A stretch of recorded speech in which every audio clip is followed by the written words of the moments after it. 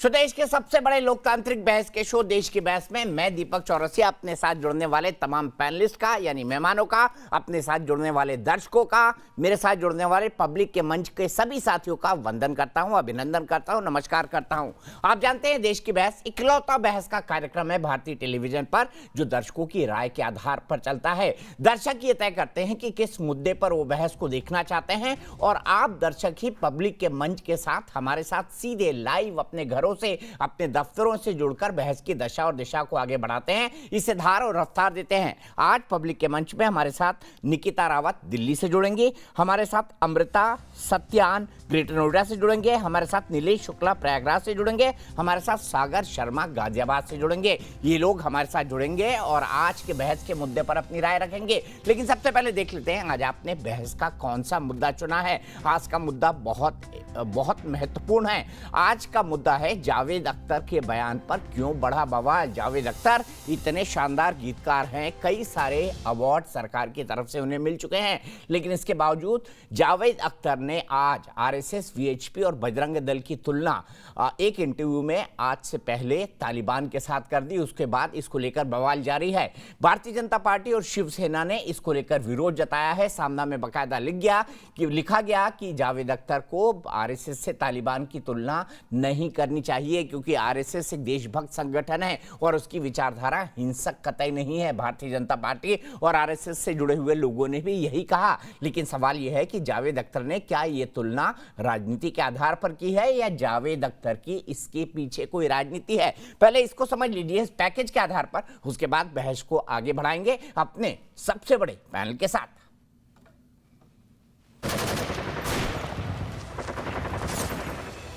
गीतकार जावेद अख्तर के विवादित बोल ने नया विवाद खड़ा कर दिया है। जी हां, 2 दिन पहले दिए एक बयान में उन्होंने आरएसएस यानी राष्ट्रीय स्वयंसेवक संघ जैसे संगठन की तुलना सीधे खूंखार तालिबान से कर डाली, जिसके बाद बीजेपी ने उनके खिलाफ मोर्चा खोल दिया है। बीजेपी नेता और केंद्रीय मंत्री नारायण राणे के बेटे नितेश राणे ने जावेद अख्तर को चिट्ठी लिख अपनी आपत्ति जताई है।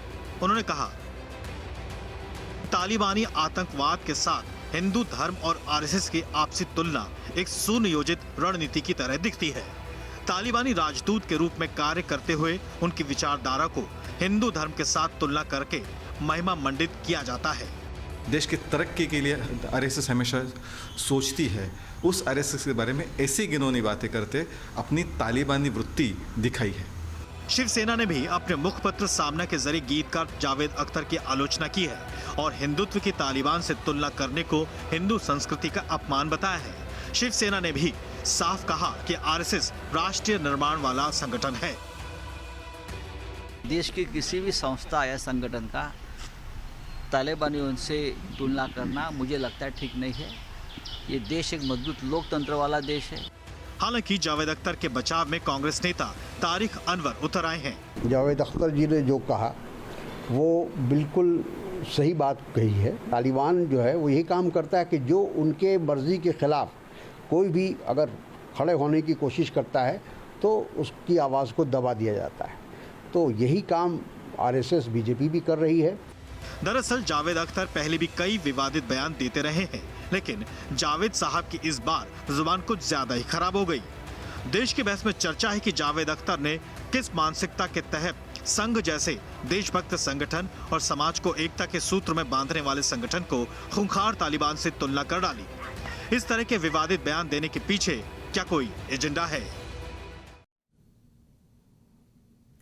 और देश की बहस में हमारा सवाल आज का इसी से जुड़ा है। क्या जावेद अख्तर का बयान राजनीति से प्रेरित है? हम आपसे ये पूछ रहे हैं, हाँ या ना में आप इसका जवाब दे सकते हैं। जवाब कैसे देना है आपको पता है। आप हमारी वेबसाइट पर जा सकते हैं, आप हमारे मोबाइल ऐप को डाउनलोड कर सकते हैं जिसे डाउनलोड करना बेहद आसान है। आप हमारे ट्विटर हैंडल पर जा सकते हैं, आप हमारे फेसबुक पेज पर जाकर भी वोट कर सकते हैं। कार्यक्रम के अंत में हम देश के बहस के दर्शकों की क्या राय है ये हम आपको दिखाएंगे। लेकिन शो के दौरान अगर आपकी कोई राय है या सुझाव है, आप मुझे कई बार मैसेजेस करते हैं कि आप शो के अंदर शामिल होना चाहते हैं, तो प्लीज एक व्हाट्सएप कर दीजिए 9711000066 पर। हम आपको देश की बहस के अंदर अपने घरों से लाइव शामिल करेंगे। सबसे पहले अपने बड़े पैनल को इंट्रोड्यूस करता हूं और मेरे साथ सबसे पहली दर्शक निकिता रावत दिल्ली से जुड़ेंगे। लेकिन उससे पहले मैं इंट्रोड्यूस करता हूं भारतीय जनता पार्टी की राष्ट्रीय स्पोक्स पर्सन संजू वर्मा जी को। मैं इंट्रोड्यूस करता हूं अवनिजेश अवस्थी जी, जो कि प्रोफेसर हैं दिल्ली यूनिवर्सिटी के, पॉलिटिकल एनालिस्ट हैं, संघ के विचारक हैं। मेरे साथ मोहम्मद अली शाह हैं, जो कि जाने माने पॉलिटिकल एनालिस्ट हैं, साथ ही साथ सेना के अंदर भी काम कर चुके हैं। मेरे साथ विवेक श्रीवास्तव जी हैं, जो कि लेफ्ट के नेता हैं, वो भी मेरे साथ जुड़ेंगे। संजू वर्मा जी, सबसे पहले मैं आपसे जानना चाहता हूं, क्या संघ की तुलना तालिबान से करी जा सकती है? तालिबानी वो सोच जो औरतों को लाठी से मारती है, डंडों से मारती है, कोड़ों से मारती है। एक महिला को हम जानते हैं यहाँ पर, अफगानी शरणार्थी, उसकी आंखें निकाल दी तालिबान ने, क्योंकि वो अफगान नेशनल पुलिस फोर्स के अंदर काम करती थी। क्या संघ से ऐसे लोगों की तुलना की जा सकती है? दीपक जी, पहली बात तो ये कि तालिबान तानाशाही में विश्वास रखती है और आरएसएस लोकतंत्र और गणतंत्र में विश्वास रखती है। दूसरी बात, तालिबान सत्ता में थी 1996 से लेकर 2001 में अफगानिस्तान में, और जैसे आपने इंट्रोडक्शन में कहा, जब तालिबान सत्ता में थी कई साल पहले अफगानिस्तान में, तो छोटी कन्याओं को एजुकेशन लेने की मनाही थी। जो युवतियां हैं और महिलाएं हैं, उनको बाहर जाकर, घर से बाहर दफ्तरों में काम करने की मनाही थी। यहां तक कि शरिया लॉ को इतनी बुरी तरह से तालिबानियों ने इंप्लीमेंट किया था कि यदि कोई महिला आंख उठाकर एक पुरुष को देखती है तो उसकी पब्लिक एग्जीक्यूशन की गई है, और ये सब आंकड़ों के समेत पब्लिक डॉक्यूमेंटेशन, पब्लिकली डॉक्यूमेंटेड है। और ये कोई मतलब मैं कहानियां नहीं बता रही हूं यहां पर। और मैं एक चीज कहना चाहती हूँ, सबसे मजेदार बात तो यह है कि 1934 में वर्धा रेजोल्यूशन के दौरान महात्मा गांधी ने कहा था कि आरएसएस का जो योगदान है in abolishing untouchability, in promoting brotherhood amongst Muslims and Hindus, ये सराहनीय है। 1939 में भीमराव अंबेडकर जी, बी.आर. अंबेडकर को तो हर कोई मानता है, चाहे राइट विंग हो लेफ्ट विंग हो, उन्होंने पुणे में 1939 में कहा कि आरएसएस की सबसे बड़ी खूबी यह है that it believes in a casteless society, मतलब जातिवाद के आधार पर कोई भी विभाजन नहीं होना चाहिए, ये आरएसएस का मूल धर्म है। और मुसलमान एक थे जाकिर हुसैन, जिनकी इंट्रोडक्शन की मुझे जरूरत नहीं है, उनकी बहुत अच्छी लेगेसी रही है। उन्होंने मोंगिर में कहा था that Muslims should learn from RSS the concept of unity and brotherhood। तो जो लोग, जावेद अख्तर जैसे अनपढ़ लोग, ये मैं इनको बोलती हूँ पढ़े लिखे अनपढ़, जावेद अख्तर जैसे पढ़े लिखे अनपढ़ों को थोड़ा बहुत रिसर्च करके अपना मुंह खोलना चाहिए। ये मोदी विरोध करते करते इतना देश विरोधी बन चुके हैं कि जब ये मुंह खोलते हैं, इनको खुद नहीं मालूम होता कि हम लॉजिकली बात कर रहे हैं, रैशनली बात कर रहे हैं, या कट्टरपंथी को प्रमोट कर रहे हैं। और मुझे लगता है Javed Akhtar is a wicket, और ये कट्टरपंथी सोच को बढ़ावा देते हैं। ठीक है, विवेक श्रीवास्तव जी, मुझे बताइए, आपको कहां से आरएसएस जो है तालिबान के बराबर का संगठन लगता है? क्या जावेद अख्तर के विचार से आप सहमत हैं विवेक श्रीवास्तव जी? देखिए, ड्रेस रिहर्सल तो शुरू ही हो गया है। जब जंतर मंतर के ऊपर नारे लगते हैं कि मुल्ले काटे जाएंगे, तो हिंदुवादी संगठनों ने ड्रेस रिहर्सल आरएसएस ने तो नहीं लगाए थे, मेन वो किसी आरएसएस ने तो नहीं लगाए थे, और जिन लोगों ने लगाए वो नॉन अवेलेबल वारंट के तहत जेल में हैं। संगठनों ने, आपको पता नहीं है, आपके वो लोग नॉन अवेलेबल वारंट के साथ जेल में। विवेक जी, अरे मुझे सब पता है, आप सुनिए जरा। हाँ, तो आप जस्टिफाई ना करें प्लीज, उन लोगों को जस्टिफाई करने दीजिए, आप एंकर हैं, मुझे बोलने दीजिए। तो जब ये नारे जंतर मंतर पे लगते हैं जिसमें आप गलत फैक्ट बोलते तो मुझे टोकना पड़ता है, वरना मैं आपको कभी नहीं टोकता। तो उसके बाद मैंने नहीं टोकना नहीं पड़ता, गलत सच नहीं है sir. Hindu fanaticism in the country, ये एक सच है, ये आपको मानना पड़ेगा। वहां पे मॉब लिंचिंग की वारदात, आप हिंदू हैं, फैनेटिक हैं? हिंदू राष्ट्र, विवेक श्रीवास्तव जी मुझे बताइए, आप हिंदू हैं, फैनेटिक हैं? जबरदस्ती, सुनिए, आप हिंदू हैं, आप फैनेटिक हैं? बताइए ना, आप हिंदू हैं, फैनेटिक हैं? एक बहुत बड़े धड़े को ये कंपेयर कर लीजिए ना सर, एक बहुत बड़े धड़े को इस देश आप की बताइए ना, आप फैनेटिक हैं विवेक भाई? कर रही है। मैं तो कम्युनिस्ट हूं।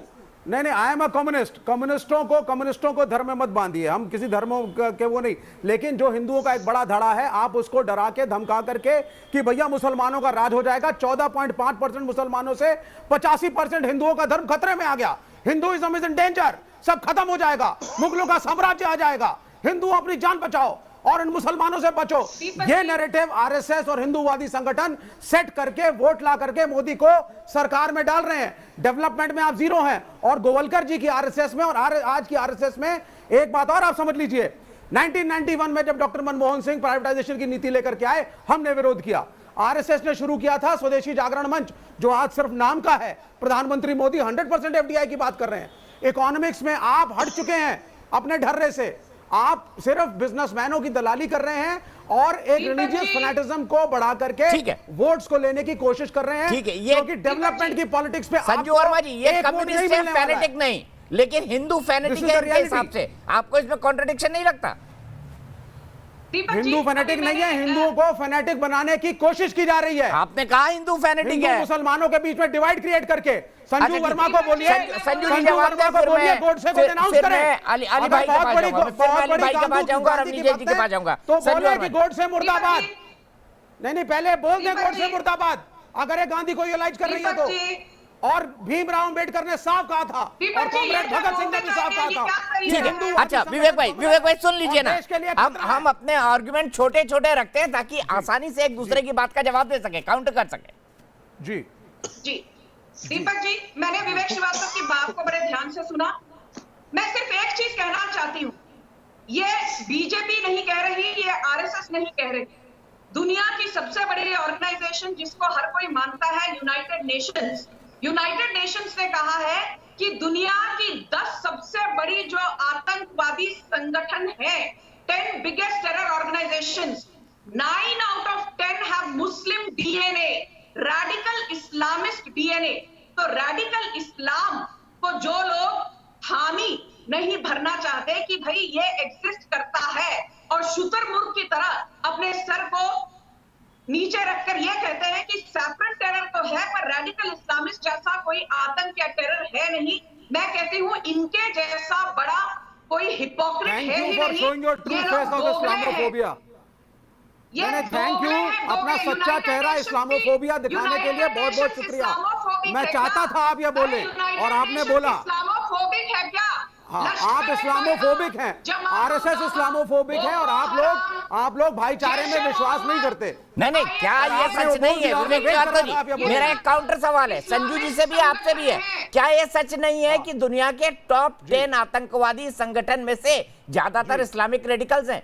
जी, क्या ये सच नहीं है? क्या ये फैक्ट नहीं है? इनको अभी अब सुन लीजिए sir, 10 second, only 10 second sir, 10 second, I need 10 second.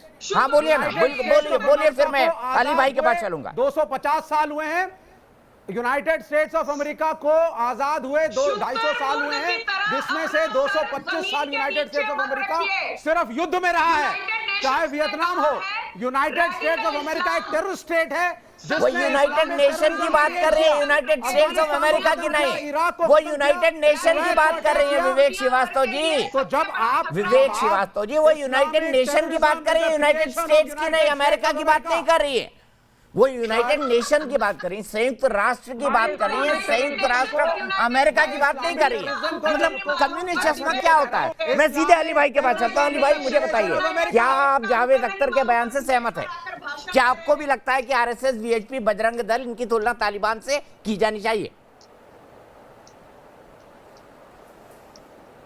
मैंने सबको बड़े तसल्ली से सुना, और विवेक भाई जो हैं हमारे बड़े भाई हैं, उनकी मैं बहुत इज्जत करता हूं और इनकी भावनाएं मैं समझता हूं। बिल्कुल इनकी बात कोई गलत नहीं थी, लेकिन इनका जो कंसर्न है वो मैं समझ सकता हूं। लेकिन मैं आपको ये कहूँगा कि मैं जावेद अख्तर साहब की बात से सहमत नहीं हूँ, इसलिए क्योंकि इट्स अनफेयर है, ये नाइंसाफ़ी है कि किसी भी हिंदुस्तान की ऑर्गेनाइजेशन को तालिबान से कंपेयर करना। अफगानिस्तान में क्या हो रहा है। अब वही चीज़ अगर हम बोलें तब हम वो फेयर हम यहाँ पे लेकर आते हैं, और जो वहाँ पे नारे लगे थे जब मूले काटे जाएंगे, जो गलत बात थी, वो आरएसएस और बीजेपी ने नहीं किया था, वो किसी और की फ्रिंज ऑर्गेनाइजेशन ने किया था, जो कि बहुत ही गलत किया था, और उनके ऊपर सख्त से सख्त कार्रवाई होनी चाहिए। मेरे को ताजुब है कि अब तक उन पे कार्रवाई क्यों नहीं हुई, और विवेक भाई ने बड़ा अच्छा काम किया था उस टाइम। सब जेल में, अली भाई सब जेल में, पिंकी चौधरी उसके जो नेता थे, सो कॉल्ड उनके जो नेता थे वो जेल में है, नॉन बेलेबल वारंट, कोर्ट ने उनको 3 बार बेल देने से इनकार कर दिया, जेल में। फ्रिंज ऑर्गेनाइजेशन बिल्कुल एक्सेप्ट, क्योंकि विवेक भाई ने बहुत ही अच्छा कैंपेन चलाया था, तो इसके लिए उन पे कार्रवाई उन पे होनी पड़ी। अच्छा, अब मुझे लगता है जावेद अख्तर साहब, जिनकी मैं बहुत इज्जत करता हूं, उनका खुद बहुत बड़ा फैन हूं मैं, और उनकी राइटिंग्स का, उनकी शेर शायरी का, मुझे लगता है इनको कुछ इल्म नहीं है अफगानिस्तान के कॉन्स्टिट्यूशन के बारे में, जो कॉन्स्टिट्यूशन 64 का है और 2004 का है। इसमें article 25, article 26, article 27, article 30 B, कुछ उनको इल्म नहीं है इसके बारे में। उनको पता ही नहीं तालिबान करती क्या है। तालिबान जो है खुद वहां पे, जावेद अख्तर साहब ने ये कहा था कि ये तालिबान वहां पे मुस्लिम राज्य चाह रही है, मुस्लिम स्टेट चाह रही है, और उसी तरीके से उन्होंने पैरेलल ड्रॉ किया कि आरएसएस हिंदू स्टेट चाह रही है। अब उनको पता होना चाहिए कि अफगानिस्तान में ऑलरेडी मुस्लिम स्टेट है, वो ऑलरेडी वहां पे मुस्लिम रिपब्लिक है, लेकिन हिंदुस्तान में नहीं है। खैर वो अलग बात है। अब उनको ये भी मालूम नहीं है कि तालिबान करके रहे, वो अपने ही लोगों को मार रहा है, वो वहां पे मुसलमानों को ही मार रहा है। आरएसएस तो यहाँ पे कहीं पे अपने लोगों को, हिंदुओं को नहीं मार रही है। मैं खुद आरएसएस का फैन नहीं हूं, लेकिन जो बात है मैं वो बात साफ रखूंगा, कोई किसी का पक्ष नहीं रखी, मैं बिल्कुल बैलेंस तरीके से, न्यूट्रल तरीके से जो बात है वो स्पष्ट तरीके से बात करूंगा। बिल्कुल सही, दो टूक बात कही अली भाई आपने। आपको दरअसल शेर शायरी के अलावा थोड़ा, बिल्कुल दो टूक बात कही आपने, और आप ही के तर्क में विवेक श्रीवास्तव जी के पास ले चलता हूं। विवेक श्रीवास्तव जी, किस हिंदू को मारा आरएसएस ने, किनकी लिंचिंग कर दी, किसने क्या कर दिया जो आप उनकी तुलना तालिबान से करेंगे? उस तालिबान से जहां पर महिलाओं की आंखें निकाल दी जाती है, 12 साल की लड़कियों का 60 साल के बुड्ढों के साथ जबरदस्ती बंदूक की नोक पे निकाह करा दिया जाता है, इसको आप इस्लामोफोबिया कहेंगे? जी, अब आप सुनिए, देखिए मैंने आपको क्या कहा था।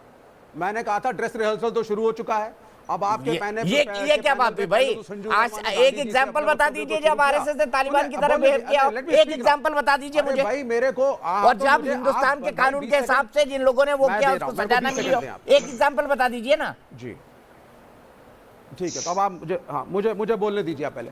देखिए, अब यहाँ संजू वर्मा बैठी हुई हैं, इन्होंने शुरुआत करी गांधी जी से, फिर शुरुआत करी अंबेडकर से, लेकिन जब मैंने कहा कैन यू डिनाउंस गोडसे, तो she can not denounce Godse, Godse के खिलाफ नहीं बोलेंगी कभी।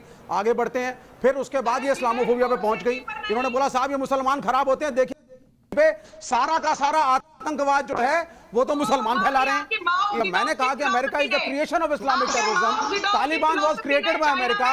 अब क्योंकि ये लोग भाई अमेरिका की तरफदारी करते हैं फॉरेन पॉलिसी में, अमेरिका को नहीं क्रिटिसाइज किया, भाई चाइना पे पहुंच जाएंगे। तीसरी बात स्वदेशी जागरण मंच के बारे में थोड़ा बता दें मुझे। आपकी पॉलिसी 100% एफडीआई गोवलकर को बेच के खा गए आप।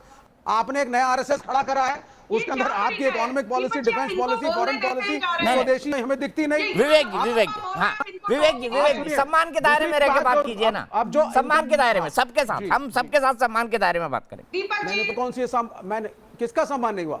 किसका सम्मान नहीं हुआ? मैंने किसका सम्मान नहीं हुआ? किसका सम्मान नहीं हुआ? क्यों करूं मैं गोवलकर का सम्मान?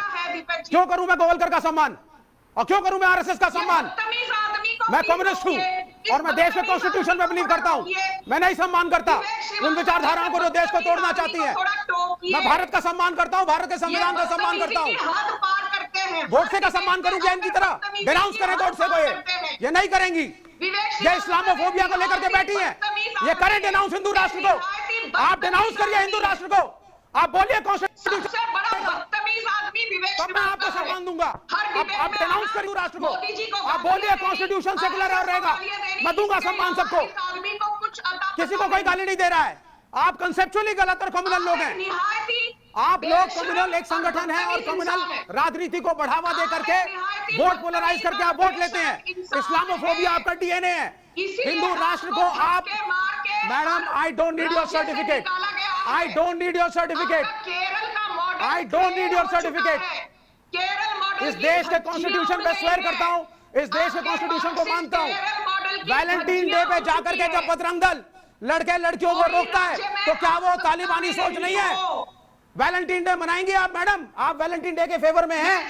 जरा मुझे बताइए, आप वैलेंटाइन डे में आ गए? एक मिनट विवेक भाई, निकिता रावत तालिबानी सोच है। जुड़ गए, दर्शक की बात सुन लेते हैं। बजरंग दल की तालिबानी सोच है। जनार्दन की बात आप भी सुनिए, अच्छा रहेगा। निकिता बताइए, क्या आपको लगता है कि आरएसएस और विश्व हिंदू परिषद की तालिबान से तुलना की जा सकती है? निकिता बताइए, आप क्या सहमत हैं जावेद अख्तर साहब से?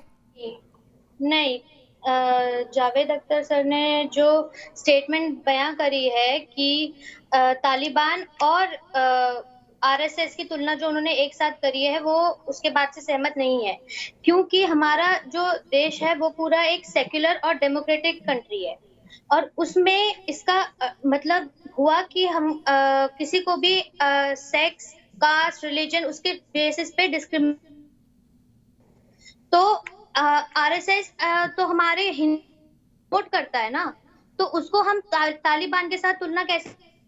बिल्कुल सही कहा निकिता, बिल्कुल सही आपने। निकिता, मैं आप ही की बात को अवनीजेश जी के पास ले जाता हूँ। अवनीजेश जी, थोड़ा सा बताइए ना, विवेक भाई को गोलवलकर जी कौन थे, बताइए इनको थोड़ा सा। दीपक जी, मैं एक बात बड़ी साफ से कह दूं, बीच में कोई बोलेगा मैं डिबेट छोड़ दूं। मैं किसी के बीच में बोलता नहीं और ना मैं टॉलरेट करता। जिसके बारे में आज ये कहा गया, 2-3 बातों का मैं जवाब देता हूँ जो यहाँ पर आई है। पहली बात ये कि उनका कि ड्रेस रिहर्सल तो शुरू हो गया है। 1 महीने पहले की बात कर रहे हैं ना। 30 साल पहले इसी देश में कश्मीर में एक ही संप्रदाय के हिंदुओं को वहां से पूरी तरीके से निकाल दिया गया। जावेद अख्तर की कलम से मुंह से एक शब्द तक नहीं फूटा, आज तक नहीं फूटा। 1984 में एक संप्रदाय के सिखों को घर से निकाल करके टायर डाल करके जलाया गया, मारा गया, दुकानें लूटी गई। एक आदमी नहीं पकड़ा गया। एक आदमी, वो जो जिसको सजा हुई है, जो आज की समय में जेल में है, 35 साल बाद हुआ जेल, उसको 35 साल लग गए। सार्वजनिक रूप से दिल्ली की राजधानी में हुआ। 3 दिन तक लगातार होता गया। हजारों सिख मारे गए, दुकानें लूटी गई, घर से लड़कियों को पकड़ा गया, कोई कुछ नहीं बोला। और सबसे बड़ी बात ये, इन्होंने कहा संख्या कि कहां पर 100 करोड़ हिंदू और 10-12% के मुसलमान हैं। यही तो आप कह रहे थे कि तालिबान जो हैं वो 60-70 हजार थे, अफगान की सेना 3 लाख थी, फिर भी हार गई। यहाँ बाबर आया था कुछ 100 सिपाहियों को लेकर के, जयचंदों की वजह से यहाँ पर मोहम्मद गौरी ने राज किया, मोहम्मद गजनवी ने राज किया, तैमूर लंग आया, नादिर शाह आया, अहमद शाह अब्दाली आया, चंगेज खां आया, बाबर आया। कितने नाम गिनाऊं? किसी एक हिंदू का नाम आप बता सकते हैं जिसने कभी किसी पर आक्रमण किया हो? कभी किसी ने एक पर आक्रमण किया हो? एक नाम मुझे बता दीजिए, मैं सचमुच में डिबेट में हाथ जोड़ लूंगा। लेकिन ऐसा है नहीं। पूरा राजपूताना आपस में लड़ता था। मैंने कहा था दीपक जी, मैं किसी को बीच में मैं बोला था क्या बीच में? मैं बोला था क्या बीच में? दीपक जी, वैसे ही मेरी तबीयत ठीक नहीं है। मैं कोर्ट से हूँ। मैं सिर्फ एक बात कह रहा हूँ, बात संख्या की नहीं है, बात पूरे इतिहास की। देखिए, मैंने उदाहरण दिया 1984 का, मैं और भी उदाहरण दे सकता हूँ, डायरेक्ट एक्शन का भी दे सकता हूँ। लेकिन जो लोग माओ के समर्थक हैं, जो चीन के अधिनायकवादी लोग, जहां लोकतंत्र नहीं है उसके समर्थक हैं, जहां थिएननमेन स्क्वायर पर 50,000 स्टूडेंट्स को टैंकों से रौंद दिया जाता है लोकतंत्र की मांग पर, जब वो लोकतंत्र की बात करते हैं, जब वो इस तरीके की बात करते हैं, तो उनका एजेंडा है। जावेद अख्तर की कोई नई बात नहीं है, 2014 से है ये। उनको संसद में भेजा गया था, राज्यसभा में मनोनीत किया गया था। किस लिए किया गया था? यही सब करने के लिए तो किया गया था। ये तो सिर्फ ऋण चुका रहे, कर्जा चुका रहे और कुछ नहीं है। मैं इनको ब्रेकिंग न्यूज बताना चाहता हूं, जो पैनल पे बाकी लोग भी जुड़े हुए हैं, खासतौर पे विवेक भाई को, कि विवेक भाई जब आप बात कर रहे हैं तो मुस्लिम बुद्धिजीवियों के साथ संघ के प्रमुख मोहन भागवत जी की एक बड़ी बैठक चल रही है। हिंदू मुस्लिम यूनिटी के गैप को कैसे कम किया जाए उस पर बात कर रहे हैं। ये भी क्या तालिबानीकरण है? बताइए विवेक श्रीवास्तव जी। मैं दिखा रहा हूं, उसके विजुअल्स भी दिखा रहा हूं जो बैठक चल रही है। संजू जी, इसके बाद में तुरंत आपके पास आऊंगा। आप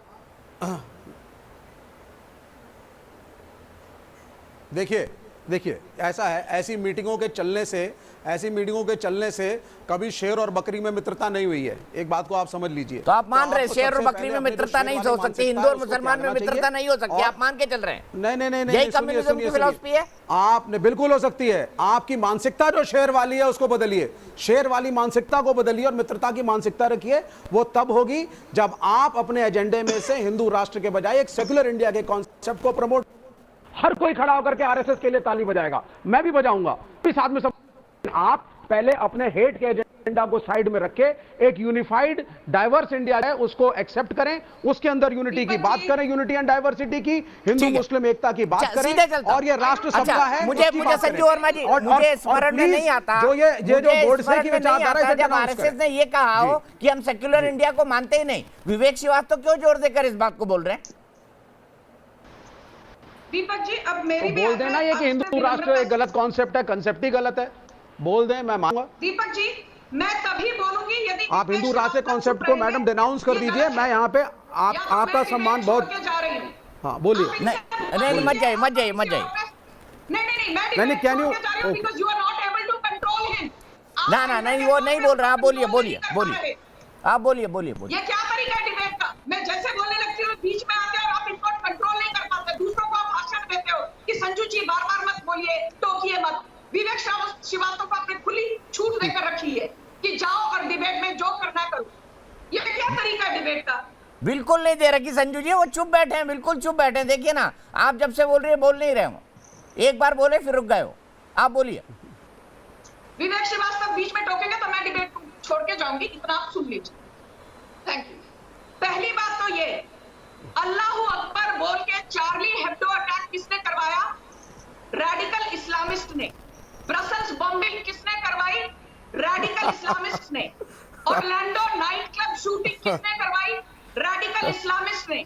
स्वीडन में लोन वुल्फ अटैक किसने करवाया? रेडिकल इस्लामिस्ट ने। मक्का मदीना की बॉम्बिंग किसने करवाई? रेडिकल इस्लामिस्ट ने। और सुनिए, अभी हाल ही में काबुल में बॉम्बिंग किसने करवाई? रेडिकल इस्लामिस्ट ने। अल्लाहू अकबर का नारा देकर महिलाओं का कत्लेआम करना, अल्लाहू अकबर और नारा तकबीर बोलकर ग्लोबल जिहाद के नाम पर लोगों को बम से उड़ा देना, ये रेडिकल इस्लाम की नस्ल है। और जो लोग इसको इनकार करते हैं, आप इनको इस्लामोफोबिक मत बोलिए।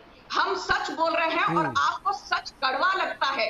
यही जावेद अख्तर है जो हिंदुओं का अपनी पिक्चरों में मजाक दीपक जी, आपको उत्तर मिल गया? मोहन भागवत की मीटिंग का उत्तर आपको इन्होंने दे दिया। मोहन भागवत की मीटिंग का उत्तर आपको मिल गया दीपक भाई? क्या इन्होंने बताया? मैं सीधे अली भाई के पास चलता हूं। अली भाई, इन्होंने ये बताया कि आरएसएस मुसलमानों और इस्लाम के बारे में क्या सोचती है। अरे अली भाई को भी सुन लीजिए, फौज में रह चुके हैं, इतने शानदार वक्ता हैं, उनको भी सुन लीजिए, तो थोड़ा ज्ञानवर्धन होगा। अली भाई मुझे बताइए, क्या ये सच नहीं है कि यूएन जिन टॉप 10 और टेररिस्ट ऑर्गेनाइजेशन की बात करता है, उसके पीछे रेडिकल इस्लामिज्म है, इस्लाम का विकृत स्वरूप? देखिए, बड़ी बदकिस्मती की बात है कि कोई भी जो रेडिकल हो, कोई भी एक्सट्रीम तरीके का रास्ता अपनाए, वो गलत है। चाहे हिंदू रेडिकल हो, चाहे मुसलमान रेडिकल हो। मैं सन 2019 में जब पुलवामा हमले हुए थे, तब एक ओपन लेटर लिखा था, तो मैंने एक ओपन लेटर लिखा था जैश-ए मोहम्मद को, और उस पर मैंने समझाया कि भैया जिहाद का असली मतलब क्या होता है। अभी संजू वर्मा जी कह रही हैं अल्लाह अकबर। अल्लाह अकबर का मतलब होता है एक्चुअली गॉड इज ग्रेट। जैसे हम कहते हैं जय श्री राम, और कहना भी चाहिए, अच्छा शब्द, अच्छा लगता है सुनने के लिए। वैसे ही अब जो भी रेडिकल, मैम मैंने तो आपको इंटरप्ट नहीं करा, देखे आपको पूरा देश देख रहा है। आप बीजेपी की नाक कटवा रही है मैडम, आप बीजेपी की नाक कटवा रही हैं। हमने किसी के हाथ पांव नहीं काटे, आप बोलकर हमने बम नहीं उड़ाए। आपको बीजेपी से तकलीफ है? नहीं, इनको बीजेपी से तकलीफ है, आपको बीजेपी से तकलीफ है। विवेक भाई, इनको बीजेपी से तकलीफ है, इनको तकलीफ है बीजेपी से। मैडम, आपको तकलीफ है बीजेपी से। विवेक भाई, इनको तकलीफ है बीजेपी से। दरअसल बात ये है, मेरी ड्रामा एक्सपोज हो रहा है, बात पहुंच गई मेरे तक। मेजर अली, ये बहुत अच्छी बात हो रही है, कम से कम यहाँ पे इनका इस्लामोफोबिया एक्सपोज हो रहा है। आइडियोलॉजी के चलते 10 करोड़ लोगों को माओ ने मार दिया। एक्सपोज हो गया। विवेक भाई, इनको तकलीफ है बीजेपी से। जो खाली बर्तन होते हैं ना, खाली बर्तन, वो ज्यादा शोर करते हैं। इस्लाम, कुरान, मुसलमानों के प्रति जो इनकी हेटेड है, शोर नहीं करते। वो सामने आ गई है। संजू वर्मा जो है, इनके पास कंटेंट ही नहीं है बोलने का, तभी ये चीख के बातें कर रही हैं और ये बीजेपी की नाक कटा रही है। अरे हैरानी की बात है, संजू वर्मा जो है अपना तमाशा बना रही है, नेशनल टीवी पे ये बीजेपी की नाक कटवा रही है। मेरे को बड़ी शर्म आ रही है मैडम, मेरे को बड़ी शर्म आ रही है आप पे, मेरे को बड़ी शर्म आ रही है आप पे। आपको अकल नहीं है, आपका दिमाग नहीं है, आप अपनी दिमाग की संतुलन खो बैठी हैं, तभी आप ये बात। अरे आप सूझ, यहाँ पे लंग पावर नहीं, दिमाग की पावर।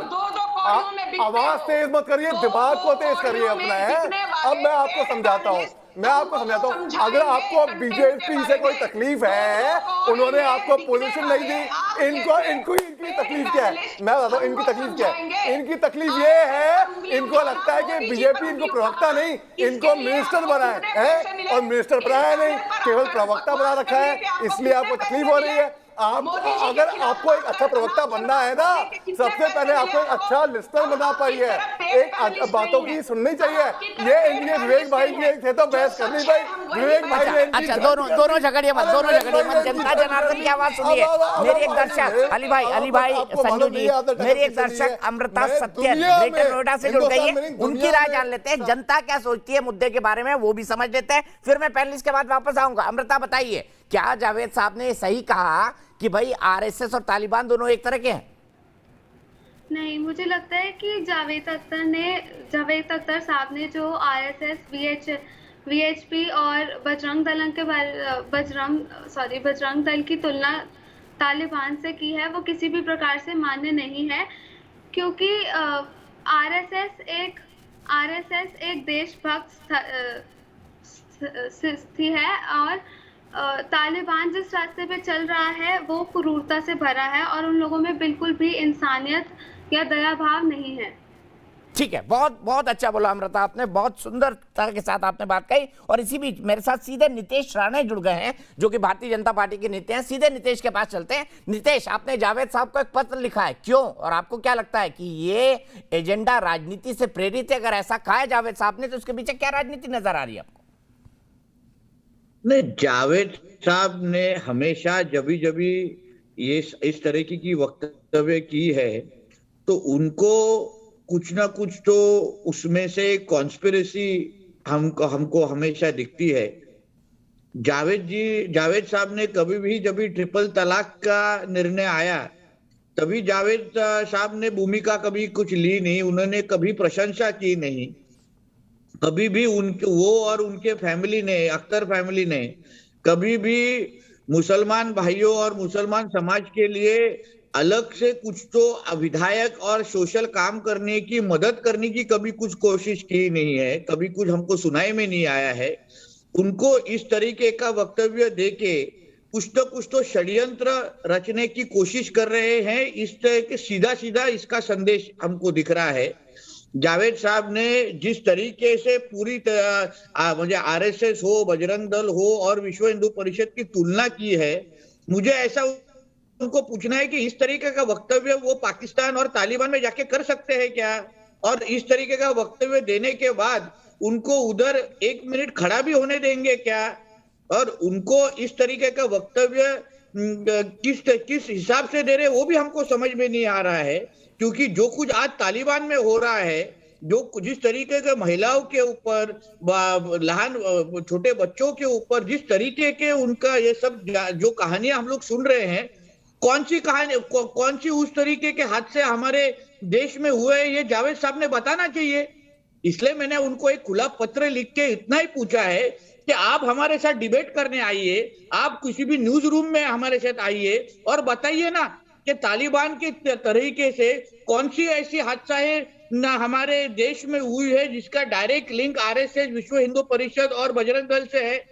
सिर्फ इस तरीके का वक्तव्य देके वो निकल नहीं सकते, या तो अगर उनके पास कोई प्रूफ नहीं होगा तो उन्होंने माफी मांगनी चाहिए। इस तरीके की बात मैंने उनके सामने कही है। आप चाहते हैं वो माफी मांगे, क्योंकि प्रूफ तो उन्होंने दिया नहीं, ना ही आपके बयान के बाद या आपके पत्र के बाद ना उसका कोई जवाब दिया है, ना कोई ओपन बहस के लिए वो आ रहे हैं। आपको लगता है कि उनको इस बयान के लिए अनकंडीशनल बिना शर्त माफी मांगनी चाहिए?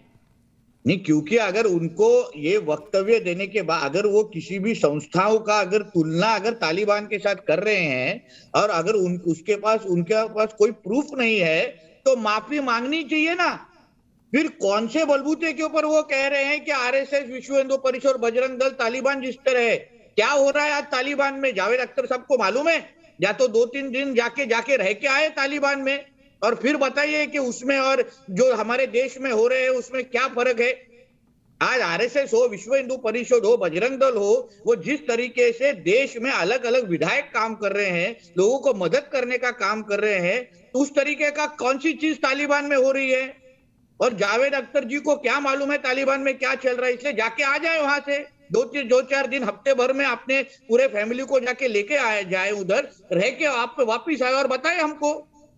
इसलिए माफी मांगनी ही पड़ेगी, दूसरा कोई भी रास्ता उनके पास नहीं है। अगर वो माफी नहीं मांगते तो आप क्या करेंगे नीतीश? कैसे निषेध करेंगे उनका, कैसे विरोध करेंगे, कैसे अपनी जो सांकेतिक विरोध है वो दर्ज कराएंगे? 8 दिन का वक्त हम लोगों ने उनके पास दिया है। हमने एक खुली चर्चा की मांग की है। जावेद अख्तर जी को अगर उनको कुछ भी उनको कहना है तो हमारे पास आ सकते हैं। ऐसा नहीं कि हम लोग सिर्फ विरोध के लिए विरोध कर रहे हैं।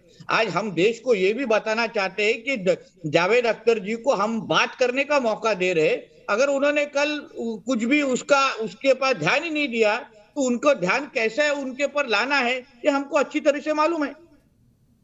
क्या आपको लगता है यह सेक्युलर राजनीति की मजबूरी है कि ऐसे संगठनों को गाली दी जाए या उनके बारे में इस तरह की तुलना की जाए जो बिल्कुल देखिए, जावेद अख्तर जी ये जो पश्चिम बंगाल वेस्ट बंगाल में हुआ था तभी वो बहुत ज्यादा खुश हुए थे, वो और उनका पूरा फैमिली। ये जैसे मैंने पहले भी कहा है, जावेद अख्तर जी ने कभी भी ट्रिपल तलाक जैसे बड़े निर्णयों के ऊपर मोदी जी की कभी प्रशंसा की नहीं। इनको हमेशा इसी तरीके का षड्यंत्र करना है, गंदी राजनीति करनी है और उसी हिसाब से जावेद अख्तर जी पहचाने जाते हैं।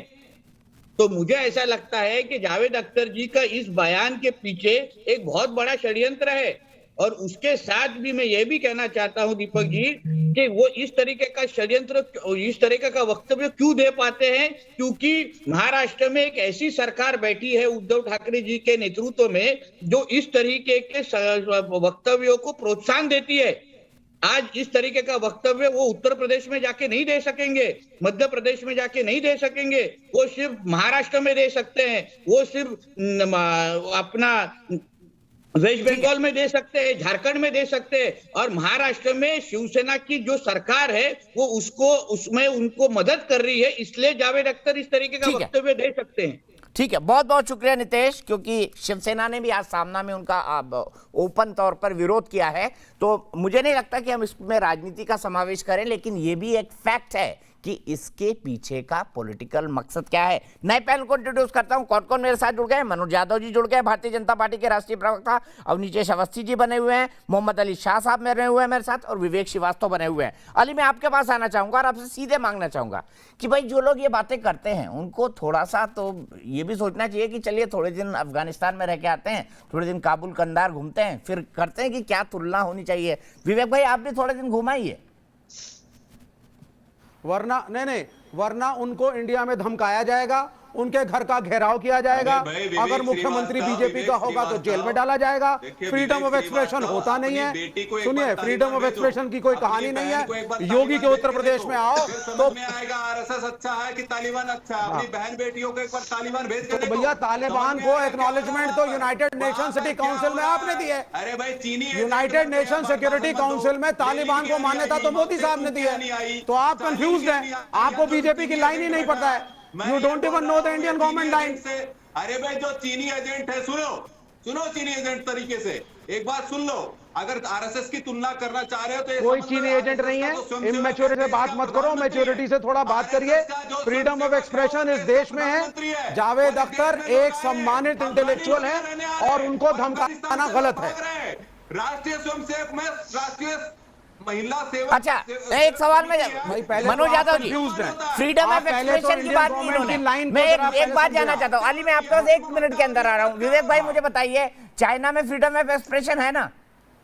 जी नहीं, मैं इंडिया में रहता हूं कि चाइना में, और आप कहां रहते हैं? इंडिया में सवाल पूछ रहा हूं, आप नाराज क्यों हो रहे हैं? आप बताइए ना, फ्रीडम ऑफ एक्सप्रेशन है चाइना में। कर रहे थे आप, चाइना को छोड़िए। जिस नीतीश का नहीं, आप मेरी बात सुने। ये मनोज यादव को इंडियन गवर्नमेंट की लाइन नहीं पता। इंडियन गवर्नमेंट ने ऑल अपोजिशन पार्टीज की जो मीटिंग बुलाई, उसके बाद यूनाइटेड नेशन सिक्योरिटी काउंसिल में तालिबान को मान्यता दी है। Now he is confuse. ये मनोज यादव डिबेट में भक्ति दिखाई, इन्हें यही नहीं पता कि भारत सरकार की लाइन क्या है। हमें गणतंत्र दिवस में भैया, पहले राजभक्ति छोड़ दो, पहले जाकर के बीजेपी ऑफिस में डिबेट की तैयारी करके आओ। भारत सरकार का स्टैंड क्या है? भारतीय सेनाओं का विरोध कर रहे थे। भाई, मैं कहता हूं, बहुत बड़े हम चीन के गुलाम हैं। क्या जावेद अख्तर का फ्रीडम ऑफ एक्सप्रेशन है, हाँ या ना? हम चीन के गुलाम। चलिए, अब आप बताइए, इस देश में फ्रीडम ऑफ एक्सप्रेशन है या फरहान अख्तर को धमकाया जाएगा, उसके घर का घेराव करोगे? क्या करना चाहते हो आप? या मारोगे हर मुसलमान को और हर इंटेलेक्चुअल को जो आपके खिलाफ कुछ अरे बोलेगा। मारने की बात कौन कर रहा है विवेक भाई, मारने की बात कौन कर रहा है? अच्छा मैं अली के पास जाता हूँ। अली हाथ उठा रहे हैं। मनोज भाई एक के ऊपर एक ना बोले, एक एक करके बोले। बढ़िया डिबेट चल रही है, बहुत शानदार बोल रहे हैं आप दोनों। सीधे अली के पास चलता हूँ। अली मुझे बताइए, जो तर्क मनोज जी दे रहे हो, जो तर्क विवेक जी दे रहे हैं, दोनों में फंडामेंटल डिफरेंस है। लेकिन मुझे बताइए कि वो लोग जो तालिबान की तुलना आरएसएस से करते हैं, क्या आप उनको सजेस्ट करेंगे थोड़े दिन काबुल कंधार रह के आए, देख के आए कि क्या हालत है वहां पर? दीपक जी इनको बोलिए अपनी बहन बेटियों को एक बार भेज कर देखे वहां पर, तब पता लग जाएगा इनको कि आरएसएस कितना बढ़िया है। ठीक है मनोज जी रुक जाइए ना, अली को बोलने दीजिए प्लीज। मनोज जी एक एक करके प्लीज। तालिबान कितना अच्छा देश है।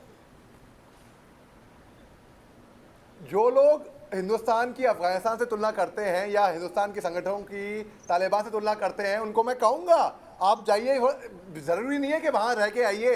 अरे आप पढ़ लो भैया, पढ़ लो, शेर शायरी के अलावा थोड़ा और पढ़ लो और मालूम करो कि भाई असल में अफगानिस्तान का ए क्या है, तालिबान का टी क्या है। मैं आपको एक बात बताता हूँ, मैं आपको दीपक जी देखिए, मैं माइनॉरिटी हूँ, मैं खुद मुसलमान हूँ, मगर मैं आपको ये बताऊँ आपको, पाकिस्तान में एक माइनॉरिटी अगर फौज में जाता है तो हेडलाइन बनती है, अरे सरदार फौज में आया। अफगानिस्तान में माइनॉरिटी, मैं बताऊँ हिंदुस्तान में चाहे कुछ भी बोले, हम कितना भी रो लें, मर मिट लें, बोल लें, पीट लें, मगर फिर भी हिंदुस्तान के हालात ना वैसे हैं और ना, उम्मीद करता हूं ना ही वैसे होंगे। इसका जिम्मा हमारा सबका है। इसके लिए बहुत ज़रूरी है कि एकता बनाए रखें। कोई आइडियोलॉजी, देखिए मैं मुसलमान हूँ और मेरे को बहुत फ़ख्र है इस बात की कि मैं मुसलमान हूँ, और अगर मैं दूसरों की भावनाएं समझूंगा, उनके मज़हब की इज़्ज़त करूंगा, उनकी आइडियोलॉजी की इज़्ज़त करूंगा, तभी लोग मेरी भावना की, मेरी मज़हब की, मेरी आइडियोलॉजी की इज़्ज़त करेंगे। और मेरा ऐसा मानना है कि अगर हमको देश को आगे बढ़ाना है तो हमको बंटने की कोई ज़रूरत नहीं है, हमें एकता से एक साथ। मैं आपको मोहन भागवत की बात कोट करता हूं, जो कि आरएसएस के चीफ हैं। उन्होंने अभी 1.5 महीने पहले गाजियाबाद में बुक लॉन्च था, वहां पे उन्होंने कहा था कि हिंदू और मुसलमान को एक साथ मिलके देश को आगे बढ़ाना चाहिए। और उन्होंने जो लिंचिंग करते हैं उनके खिलाफ कहा था कि जो लिंचिंग करता है वो हिंदू नहीं है। तो इस तरीके से तो आरएसएस को कहां से बीच में ले आया और बोला कि भाई अब जावेद अख्तर साहब जो कह रहे हैं, मैं उनकी बहुत इज्जत करता हूं, उनको बहुत अच्छे क्राफ्ट्समैन हैं, बहुत ही अच्छे शायर हैं। लेकिन मैं आपको ये बता दूं, मेरे को पढ़ के डिसअपॉइंटमेंट ये हुआ कि जो आर्टिस्ट हैं, हम हिंदुस्तानी जो है ना, हम फिल्म वालों को बड़े सीरियसली ले लेते हैं कि अब ये इंटेलेक्चुअल है। भाई कैसे इंटेलेक्चुअल? अगर समझ नहीं है किसी टॉपिक के बारे में, वो तो कैसे इंटेलेक्चुअल? इंटेलेक्चुअल वो होता है जिसको हर टॉपिक के बारे में समझ हो, सूझबूझ हो और उसको तरीका मालूम हो आगे बढ़ने का, लोगों को साथ में लेके ले जाने का, ना ही लोगों को बांटने का।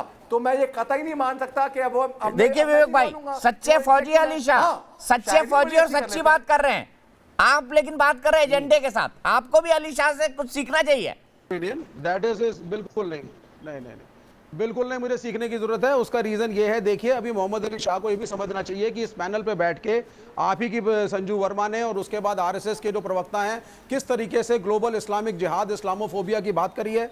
यहाँ पे इस्लाम को, कुरान को, मुसलमानों को कटघरे में आप ही के डिबेट में इसी डिबेट की रिवाइंडिंग करके मोहम्मद अली शाह जो है संजू वर्मा से कटघरे में खड़ा किया गया। तो अगर इस्लामोफोबिया को मैं सपोर्ट नहीं करता, मेरे को दिख गया संजू वर्मा को लग रहा है कि उनको चाहिए, मिलनी चाहिए, वो ठीक है आपकी बात। लेकिन देखिए अगर अपनी पार्टी कर रही है, मैं आपकी बात से सहमत हूं, वो ठीक है, वो गद्दारी कर रहे हैं। पढ़ के मनोज यादव भी नहीं आए हैं कि भारतीय गवर्नमेंट का, इंडिया का स्टैंड तालिबान पे क्या है। यूनाइटेड नेशन सिक्योरिटी काउंसिल को मान्यता भारत की अध्यक्षता में यूनाइटेड नेशन सिक्योरिटी काउंसिल ने दी है। ये पढ़ के नहीं आए आप पहले, सर आप पहले सुनिए मेरी बात, लेट मी स्पीक। आप भैया मेरा इतिहास मत करो, तू मैं मत आओ। अगर इंटेलेक्चुअल बात कर सकते हो मेरे से तो करो, वरना सड़क पे जाके चीखा चिल्ली करो जिस लायक हो। या तो आप लॉजिक से बात करिए। अफगानिस्तान में बोली जाती तो आपका सर कलम हो जाता, जी सर कलम हो जाता। अभिव्यक्ति की आजादी भाई साहब, मैं अफगानिस्तान में नहीं, हम भारत के नागरिक हैं, हमारा एक कॉन्स्टिट्यूशन है। आप चाइना अफगानिस्तान क्यों जा रहे हैं? क्या आप इंडिया को चाइना बनाना चाहते हैं, अफगानिस्तान में चाहते हैं, अमेरिका बनाना चाहते हैं? ठीक है, अच्छा दोनों रुकिए। अब ये जी हाथ उठा रहे हैं, उनके पास जाऊंगा, लेकिन उससे पहले नीलेश शुक्ला, मेरे दर्शक प्रयागराज से जुड़ गए। नीलेश बताइए, जावेद जी की बात से आप सहमत हैं, विवेक जी की बात से सहमत है, किससे सहमत? धन्यवाद दीपक जी। जावेद अख्तर जैसे लोगों की बात से तो मैं सहमत कतई हो ही नहीं सकता। सर पहली बात तो ये कि ये सब वही टुकड़े टुकड़े और लेफ्टिस्ट मानसिकता वाले गैंग्स के जुड़े हुए लोग हैं। पिछली सरकारों में इनकी बातें अच्छी तरीके से सुनी जाती थी, उनको कोई तकलीफ नहीं थी। अब सर इनकी मानसिकता पूरी नहीं हो पा रही है, इसलिए इनको सारी आपत्तियां हैं। सर हम तो आरएसएस की प्रार्थना मेरे सुबह प्रार्थना करते हैं, विजेत्री जना संगता कार्य शक्तिर विधाया से धर्म से संरक्षण। सर हम तो विधायिका के धर्म का पालन हम आरएसएस हमको रोज सुबह ही सिखाता है। सर हम ऐसे कर सकते हैं, लेकिन इन जैसे लोगों को, जावेद अख्तर साहब लोगों को, जो लोग आइडियल बनाते हैं अपना, वो ऐसी ऐसी बातें उनको सिखा रहे हैं। ठीक है, सबसे ज्यादा अवनीश जी मैं इस सवाल को एक लॉजिकल एंड तक लेने आना चाहता हूं जो नीलेश ने कहा है। नीलेश ने कहा ये लोग इसलिए चिल्लाते हैं सेक्युलरिज्म के नाम पर क्योंकि इनकी बातें अब सुनी जाना बंद हो गई इस देश में। ना लोग सुनते हैं, ना सरकार सुनती है, ना बुद्धिजीवी सुनते हैं। क्या ये फ्रस्ट्रेशन है जो इस तरह के बयान सामने आ रहे हैं? दो बातें मैं आपके सामने साफ कर देता हूँ। विवेक श्रीवास्तव ने दो बातें कही, या उन जैसे लोग दो बातें कहते हैं, उन दोनों बातों का मैं जवाब दे रहा हूँ। पहली बात उन्होंने कहा इस्लामोफोबिया। तालिबान किनको मार रहा है? मुसलमानों को मार रहा है। तो हम किसके खिलाफ हैं? मारने वाले के खिलाफ। मरने वाले के साथ हैं, जो पिट रहे हैं वहां पर वो भी मुसलमान है। अगर इस्लामोफोबिया होता तो हम कहते कि जो मर रहे हैं, जो पिट रहे हैं, उनको भी मरने दो। उनके साथ नहीं है ना हम। जिनके साथ दुर्व्यवहार हो रहा है, जिनकी बहन बेटियों के साथ, महिलाओं के साथ, जिन परिवारों के साथ वहां पर हो रहा है, वो सब मुसलमान है। जो वहां से लाए जा रहे हैं वो भी तो मुसलमान है। तो इस्लामोफोबिया कहां से हो गया? हम रेडिकलिज्म के खिलाफ हैं, हम आतंकवाद के खिलाफ हैं, हम इस बर्बरता के खिलाफ हैं। और जहां तक संघ की बात है, मैं अलीशा जी ने बहुत बढ़िया बात कही है। मैं सिर्फ एक बात, मैं परम पूजनीय गुरुजी हमारे जो द्वितीय सरसंघचालक थे, उनकी बंच ऑफ थॉट से 3 लाइनें पढ़कर सुना देता हूँ। शायद अलीशा जी ने तो मोहन भागवत जी की बात को कोट किया, मैं गुरु गोलवलकर जी की, जिनके बारे में बहुत ही अपमानजनक शब्दों में बात कर रहे थे, 2 लाइनें सिर्फ कोट कर रहा हूँ। 126 नंबर पेज पर है। हमें ईश्वर को किसी भी नाम से पुकारने से आपत्ति नहीं है। हम संघ के लोग पूर्ण रूपेण हिंदू हैं, इसीलिए हमें प्रत्येक पंथ और सभी धार्मिक विश्वासों के प्रति सम्मान का भाव है। जो अन्य पंथों के प्रति असहिष्णु है वह कभी भी हिंदू नहीं हो सकता। यह परम पूजनीय गुरुजी ने लिखा है। अब बताइए आप, वो तालिबान से इनकी तुलना की जा सकती है क्या? ये जावेद अख्तर को कहिए कि अर्थ फिल्म बनाने वाले, अर्थ फिल्म को जीने वाले बहुत अलग है। वहां तो फिल्में भी नहीं बन सकती। वीरे दी वेडिंग वहां पे बनाने वाले और काम करने वाले नहीं, देखने वाले तक को कोड़े लगेंगे वहां पर। वहां तो फिल्म सब, शायरी वायरी सब, संगीत सब बंद है वहां पर। बेरोजगार हो जाएंगे।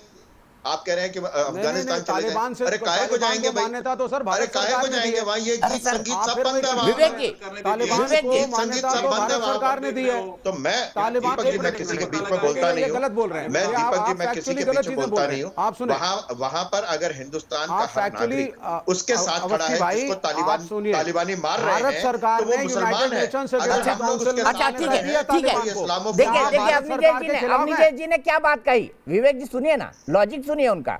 भाई तालिबान जिसको मार रहा है, मनोज यादव जी उसका ही समर्थन कर रहे हैं ना। भाई तालिबान किसको मार रहा है? मुसलमान को मार रहा है। तो कहां से इस्लामिक फोबिया हो गया? किस तरह से इस्लामोफोबिया बताइए ना। मुसलमान को मारा जाए तो ठीक, ये किस हिंदू ने कहा? बताइए ना विवेक जी, बताइए। इंडिया की बात करिए ना सर, आप इंडिया की बात ना सर, आप मैं अवस्थी जी से अपील करूंगा, एक बार हिंदू राष्ट्र के कॉन्सेप्ट को डिनाउंस करें। अरे ये डिनाउंस करें। गजब बात हो गई। ठीक है, मैं आता हूँ, हिंदू राष्ट्र पे भी आऊंगा। अगर आप कह रहे हैं ना संघ गुरु गोलवलकर जी की बातें उन्होंने पढ़ के सुनाई आपको, मैं हिंदू राष्ट्र पे भी आऊंगा, उस पर भी बात करूंगा। मेरे साथ ज़ेबा खान भी जुड़ेंगी। अली भाई कुछ कहना चाहते हैं, एक ब्रेक के लिए रुकना पड़ रहा है मुझे।